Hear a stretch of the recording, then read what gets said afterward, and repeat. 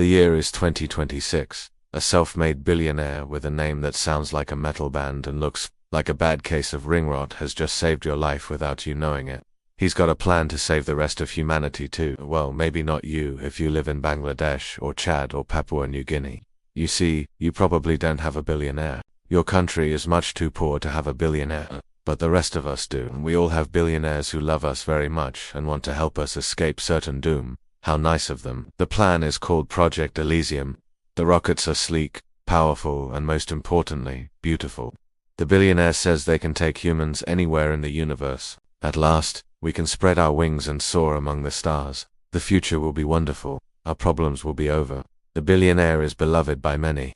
Even more importantly, he's beloved by governments. A few months later, the first rocket takes off. We watch in awe as it ascends higher and higher, carrying with it the hopes and dreams of billions. Did you catch that? Billion. The billionaire had invested billions of his own money into this project. What a guy, right? Well, actually, that's not what the leaked files say. According to those, the rockets were never meant to go up, they were meant to come down. For starters, the billionaire didn't invest his own money. He used the research and development funds that governments had given him. He'd taken those plans and redesigned the rockets. The new design would still look like the old one. It would still perform like the old one. In fact, it would be virtually impossible to tell that it had been changed. But the new one would go down instead of up. Not only that, but the launch pads weren't launch pads at all. They were gates. Ancient patterns had been etched into the ground, patterns that predated even the oldest human civilizations. Those patterns, which the billionaire knew very well because he'd personally funded their discovery, were made to activate under extreme gravitational stress.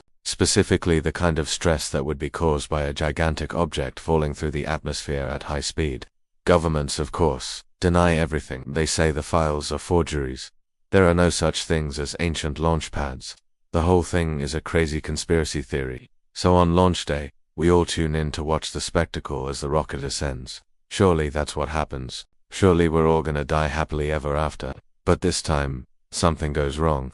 Satellites that are monitoring the launch for any sign of a new war instantly record the sky not opening up for the rocket, but the ground splitting apart.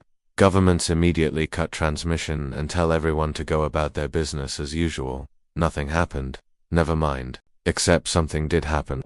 Something vast, something alive and immensely hungry has just risen beneath the earth to answer the call. Hi guys, this is the host. If you enjoyed this dark tale of cosmic horror, I have good news for you.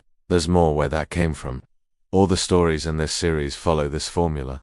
I start with an intriguing hook, then I build tension until the ending, which always comes as a twist. I call it cosmic horror because there's usually some sort of ancient evil lurking just beneath the surface of our reality, and I love writing these stories. So far, millions of people have heard me read them on various platforms, but not all of them are subscribers. That's why I'm asking you, please subscribe so that you never miss an upload. Also feel free to share this with anyone who might enjoy dark fiction.